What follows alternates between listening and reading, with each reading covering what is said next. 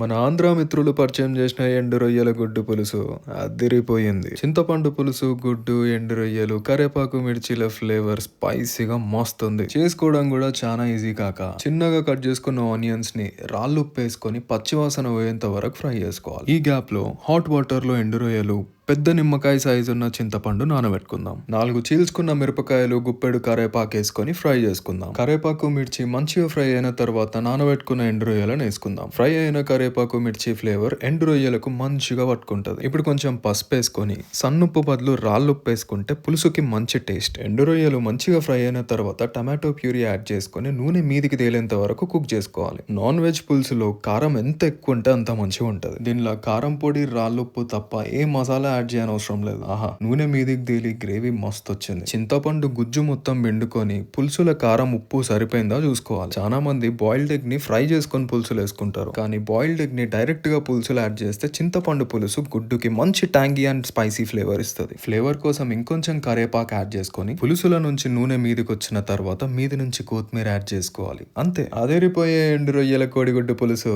Ready.